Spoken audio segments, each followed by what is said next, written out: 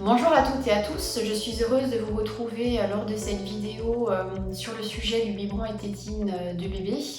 Quel futur parent ou parent nouveau-né ne s'est pas retrouvé démuni devant un rayon d'un biberon ou d'une tétine, parce que je pense qu'il y a autant de combinaisons possibles entre les deux qu'il y a de nouveau-nés qui viennent au monde. Entre les modèles classiques, modernes, voire un peu fantaisiste parfois, j'ai souhaité vous faire un résumé de 4 questions qui sont souvent posées lors de mes rencontres avec les futurs parents ou parents. La première question qui m'est souvent posée lors de l'entretien avec des futurs parents ou parents, c'est l'histoire du contenant biberon verre contre biberon plastique. Le biberon verre, lui, il a l'avantage d'avoir une durée de vie très longue parce que c'est un contenu qui est inerte, qui va très bien supporter le chauffe-biberon, les passages successifs au stérilisateur à chaud, voire pour les plus pressés au lave-vaisselle. Par contre, c'est vrai qu'en grandissant, si bébé décide de le prendre en main, il y a une histoire quand même de poids. On est sur un biberon de 120 et 240 à vide, c'est déjà pas mal lourd. Et puis surtout, quand bébé va être plus grand, va vouloir filer avec son biberon, notion de casse, c'est pas l'idéal. Quant au biberon en plastique, on est sur quelque chose qui est d'emblée bien plus léger. Il y a souvent une notion d'ergonomie lors de la prise en main. Pour certains modèles, on a également des parties qui permettent d'être lavées au plus près des éléments du biberon. Par contre, un gros bémol quand même quant à la qualité des plastiques qui sont utilisés. Pour la plupart, ils sont maintenant aujourd'hui sans bisphénol A. Par contre, pour les autres, on ne sait pas forcément de quoi ils sont faits. Et sachant qu'on peut utiliser un chauffe-biberon et une stérilisation à chaud, les biberons deviennent poreux, donc on peut avoir éventuellement certaines substances qui peuvent être libérées. D'autre part, une opacité, voire une odeur qui peut persister à force de nombreux lavages, donc une durée de vie quand même moins longue. Finalement, entre les deux, j'ai quand même envie de dire que c'est selon vos envies, le côté pratique, selon ce qui vous tient à cœur de mettre en place autour du biberon de bébé. La deuxième question qui m'est souvent posée par les parents, c'est quelle matière pour la tétine du biberon de bébé? Alors il y a le silicone et d'un côté on a les caoutchoucs ou le latex. Concernant caoutchouc latex, donc c'est quelque chose qui est beaucoup plus souple.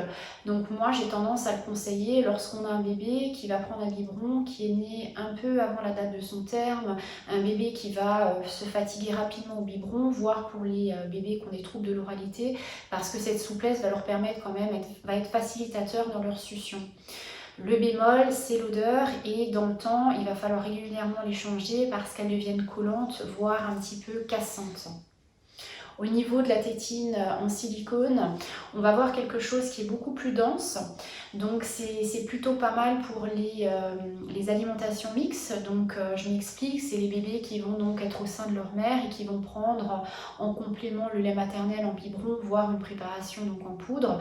Donc ça va être des bébés avec une succion bien efficace, bien installée et qui du coup va se réguler au niveau du débit grâce à cette densité que nous propose le silicone.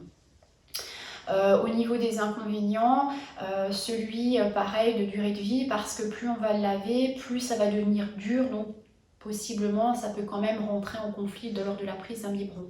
Globalement, les tétines elles doivent être quand même fréquemment changées, question d'hygiène, et puis effectivement leur qualité elle diminue à chaque lavage. Alors la troisième question qui m'est fréquemment posée par les parents, c'est autour donc de la forme de la tétine. On a d'un côté la tétine plutôt classique et de l'autre côté on a la tétine plutôt forme anatomique, forme physiologique, voire naturelle.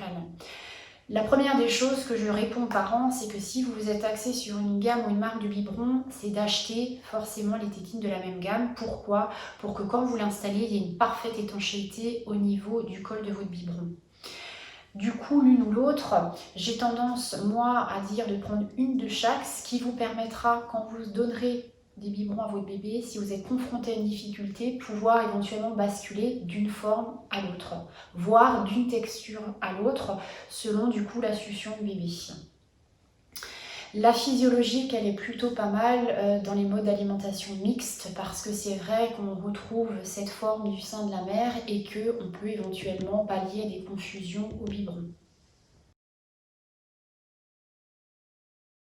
La quatrième question qui m'est fréquemment posée par les parents, c'est la notion de débit de vitesse à la tétine de bébé. Concernant la notion de débit, moi je vous invite à vous référer à ce qui est marqué sur l'étiquette de tétine que vous choisissez en fonction de la gamme de biberons. Par exemple, des biens, ça ira généralement de 0 à 6 mois. Vous me direz, un bébé entre 0 et 6 mois n'a pas la même succion. C'est pourquoi ayez un coup d'avance et ayez éventuellement en fonction de votre bébé, s'il tète rapidement, un débit inférieur, ce qui va vous permettre de réguler sa prise de biberon, voire lui proposer du silicone pour franchement que le biberon soit plus calme et plus lentement pris.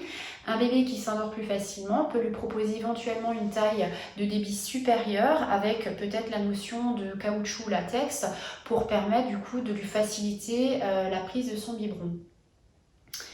Au niveau du débit ou vitesse variable, ce sont souvent des choses qui vont plutôt être proposées à des bébés plus grands qui auront déjà une succion bien installée au biberon et qu'on va pouvoir donc au bout de quelques semaines le réguler leur prise de biberon en démarrant avec une vitesse assez rapide. Et quand le bébé du coup aura régulé déjà un peu son appétit, on pourra changer du coup de débit à un débit inférieur pour lui calmer le rythme au niveau de la fin de son biberon.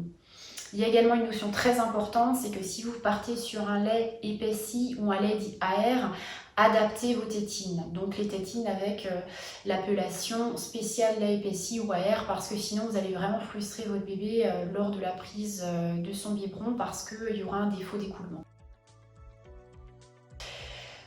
Je vous remercie pour votre attention autour de cette vidéo donc sur le biberon tétine de bébé. Je pense qu'au final, il n'y a pas de mauvais choix, mais il n'y a que des choix éclairés. Donc j'espère vous avoir outillé de quelques conseils qui vous permettront donc d'orienter vos achats futurs.